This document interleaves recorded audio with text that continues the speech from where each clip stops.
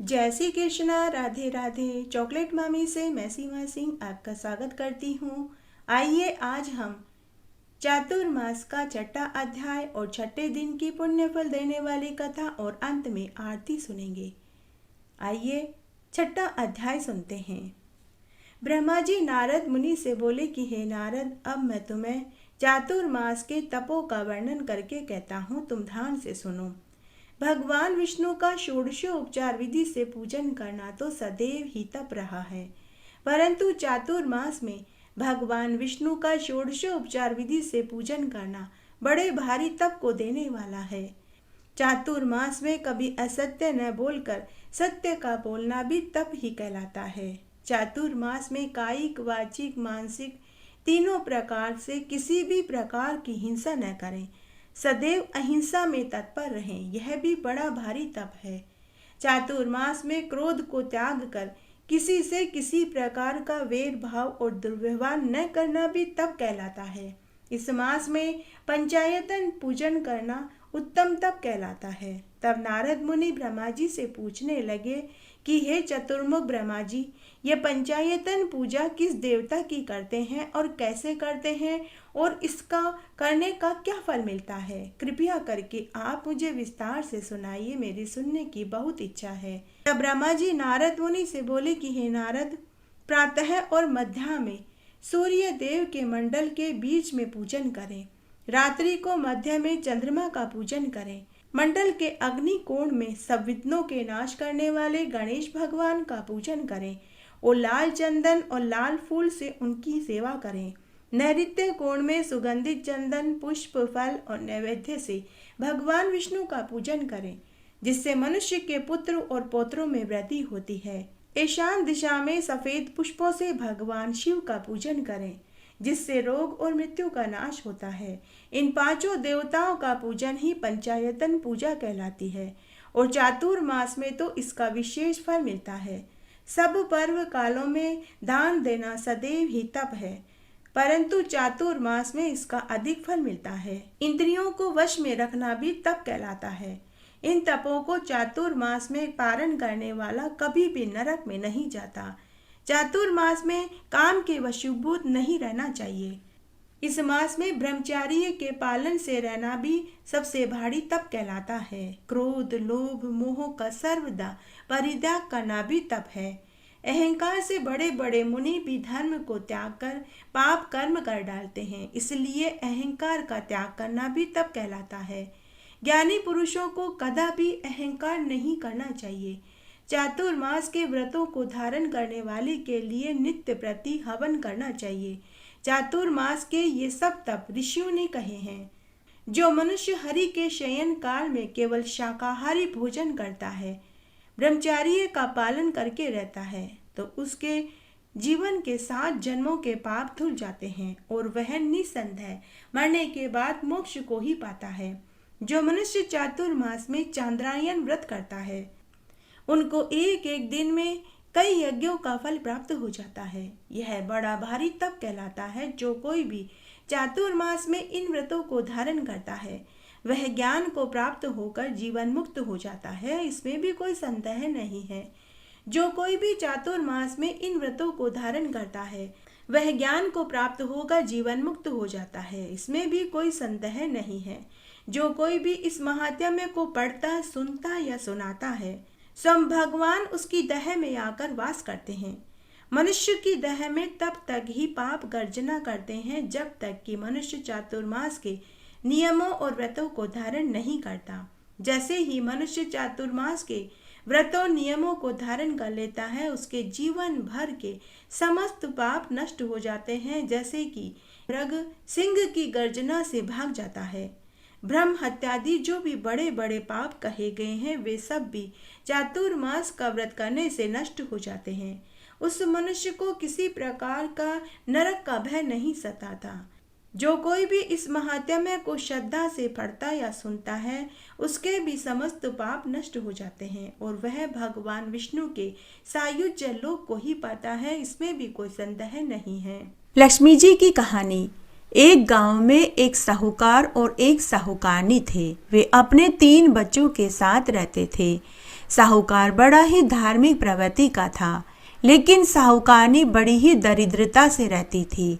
न तो वह सुबह जल्दी उठती, न घर का झाड़ू पोछा करती, न खुद स्नान करती और न ही बच्चों को नहलाती धुलाती थी। साहूकार ने कई बार अपनी पत्नी को समझाया कि भगवान सुबह ब्रह्म मुहूर्त में उठकर झाड़ू बुहारी लगाया करो, स्नान आदि करने के बाद ही चौके में जाया करो, बच्चों को भी नहलाया धुलाया करो। देखो हमारा घर कितना गंदा रहता है।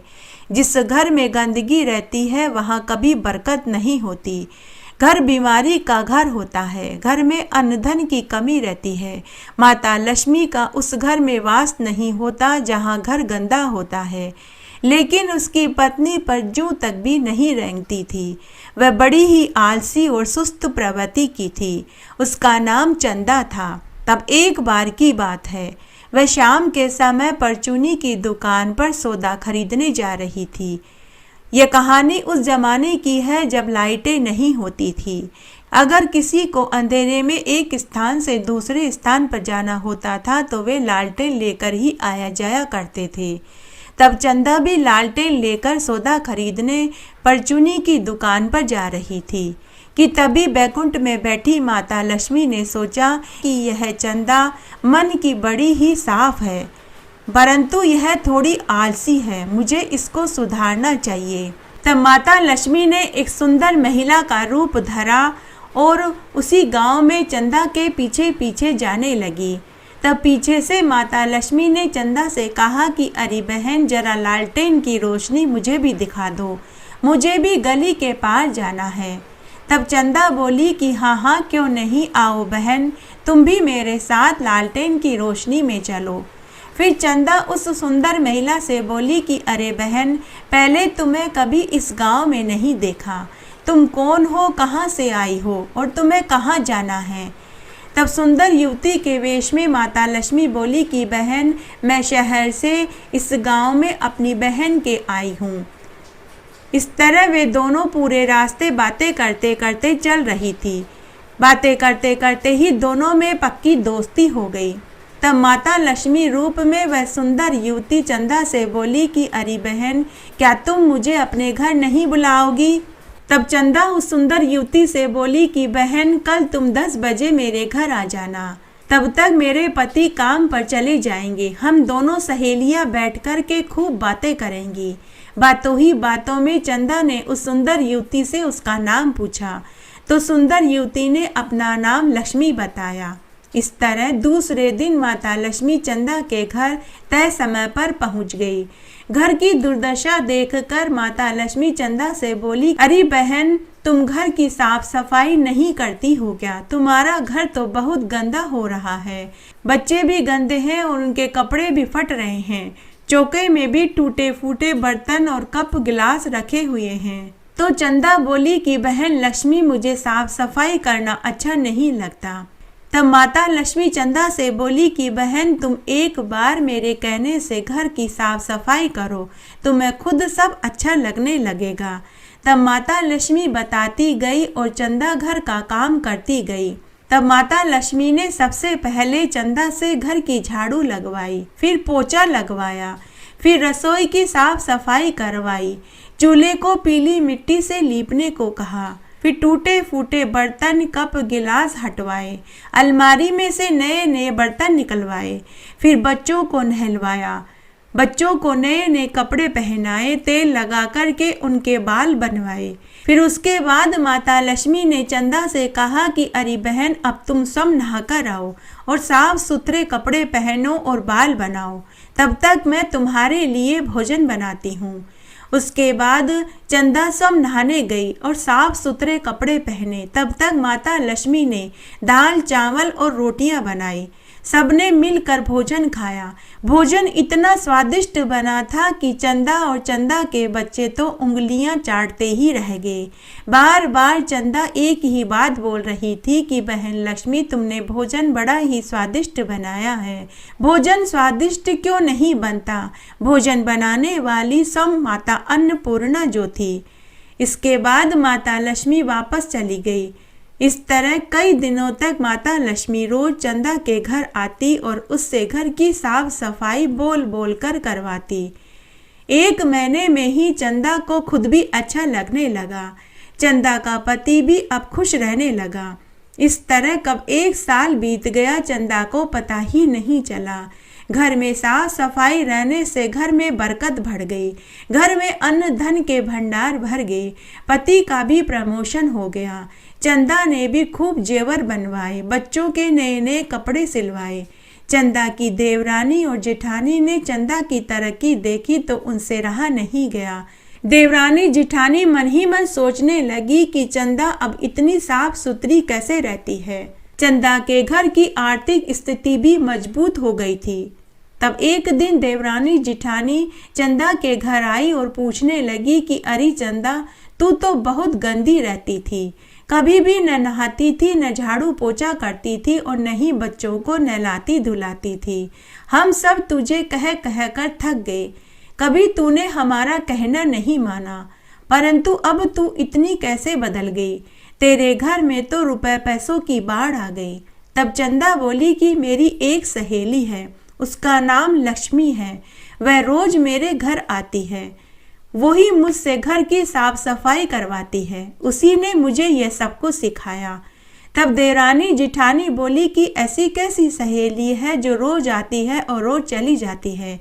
किसी दिन तू उसे अपने घर पर रोक, हम भी तेरी सहेली से मिलना चाहते हैं। दूसरे दिन माता लक्ष्मी आई और जब वह वापस जाने लगी तो चंदा ने माता लक्ष्मी को जाने नहीं दिया और बोली कि बहन, मेरी देवरानी जिठानी मुझे ताना दे रही थी कि ऐसी कैसी तेरी सहेली है जो रोज आती है रोज चली जाती है। किसी दिन तू उसे रोक, हम भी तेरी सहेली से मिलना चाहते हैं।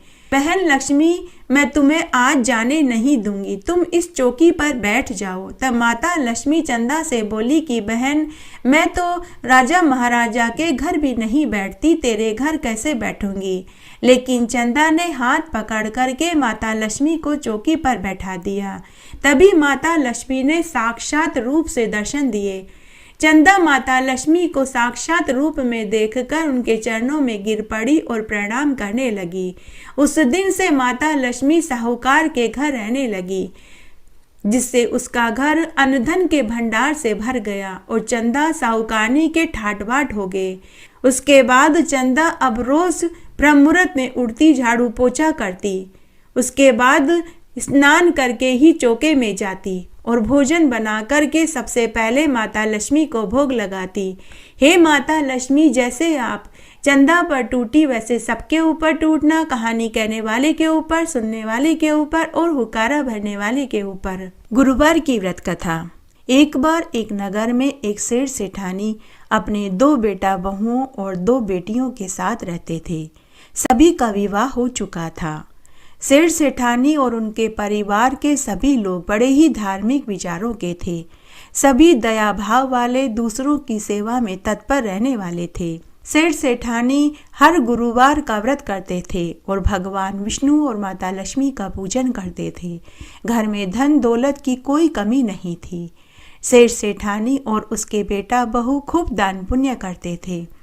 सेठ जी आए दिन भजन कीर्तन भंडारे करवाते रहते थे। भागवत कथा, राम कथा, सुंदरकांड का पाठ करवाते। साधु संतों की सेवा, गायों को हरा चारा डालना, कुएं तालाब बावड़ी खुदवाना, गरीबों के लिए अनाथ आश्रम खुलवाना, गरीब लड़कियों की शादी करवाना, वृद्धाश्रम खुलवाना, वृद्धों की मदद करना, प्याऊ खुलवाना, ऐसे सभी कार्य सेठ सेठानी करते रहते थे। माता लक्ष्मी की उस परिवार पर असीम अनुकंपा थी। एक दिन सेठ सेठानी ने अपने दोनों बहुओं को भी गुरुवार का व्रत झिलवा दिया। अब दोनों बहुएं भी बड़े ही श्रद्धा भाव से और ईमानदारी से गुरुवार का व्रत करने लगे। परंतु लक्ष्मी जी तो चंचल होती है, कभी किसी के पास हमेशा नहीं रहती। आज इसके घर तो कल उसके घर।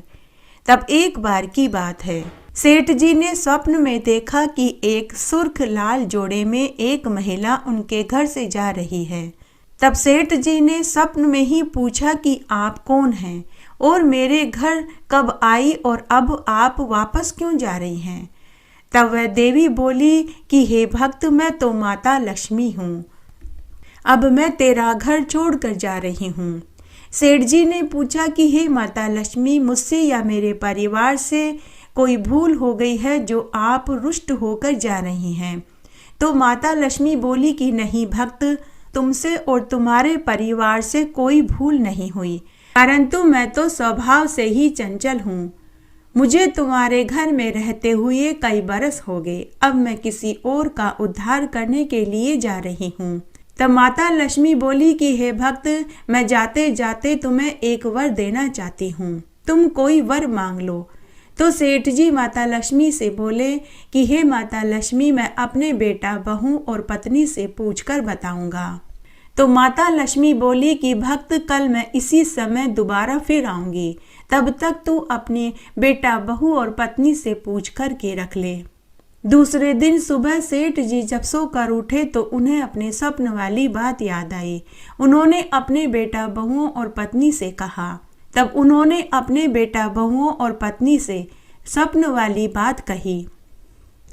तब सेठ जी के बड़े बेटे की बहू बोली कि पिताजी, आप खूब सारा अनाज मांग लीजिए, जिससे खाने पीने में कभी कमी न आए। तब छोटे बेटे की बहू बोली कि पिताजी, खूब सारे अनाज मांगेंगे तो उसमें कीड़े लग जाएंगे, आप तो हीरे मोती सोने चांदी के कलश मांग लीजिए, हम उन्हें बेचकर अपना घर चला लेंगे।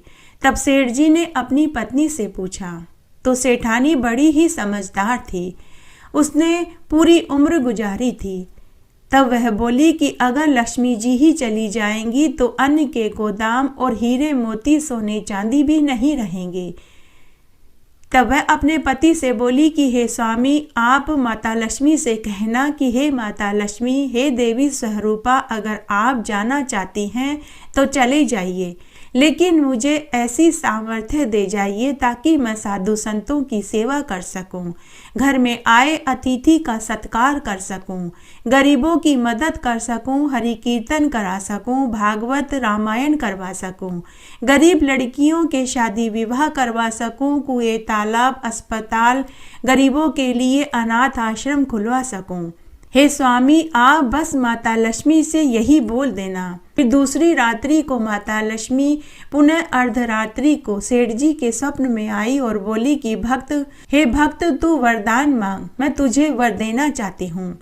तब सेठ जी ने माता लक्ष्मी को वही बोला जो सेठानी ने बोलने को कहा था। तब माता लक्ष्मी सेठ जी से बोली कि हे भक्त, तूने मेरा मन जीत लिया।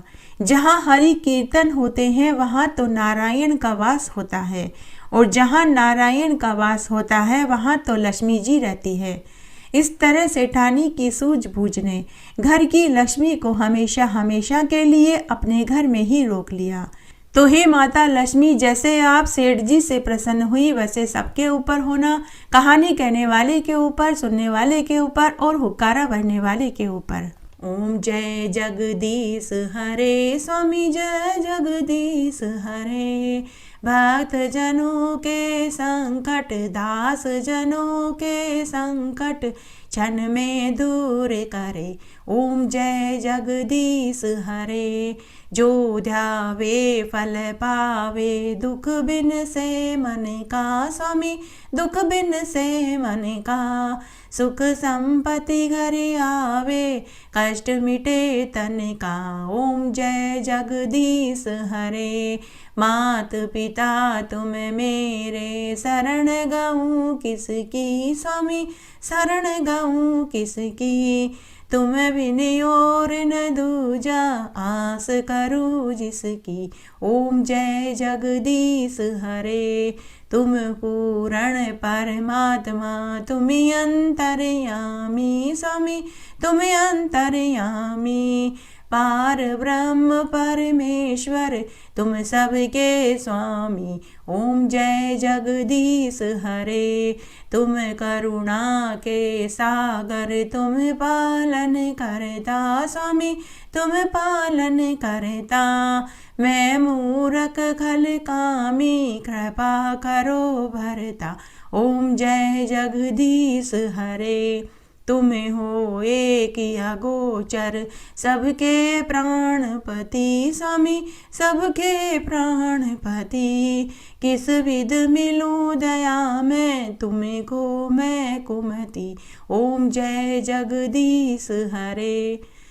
दीन बंधु दुख हरता तुम ठाकुर मेरे स्वामी, तुम रक्षक मेरे। अपने हाथ उठाओ द्वार पड़ा तेरे। ओम जय जगदीश हरे। विषय विकार मिटाओ पाप हरो देवा स्वामी, पाप हरो देवा। श्रद्धा भक्ति बढ़ाओ संतन की सेवा। ओम जय जगदीश हरे। तन मन धन सब कुछ है तेरा स्वामी, सब कुछ है तेरा। तेरा तुझको अर्पण क्या लागे मेरा। ओम जय जगदीश हरे। ओम जय जगदीश हरे स्वामी, जय जगदीश हरे। भक्त जनों के संकट, दास जनों के संकट क्षण में दूर करे। ओम जय जगदीश हरे। आशा करती हूँ यह आपको जरूर पसंद आएगा। मेरे साथ बने रहने के लिए आपका धन्यवाद। आगे आने वाली कथा कहानी के लिए भी आप इसी तरह मेरे साथ बने रहें। धन्यवाद।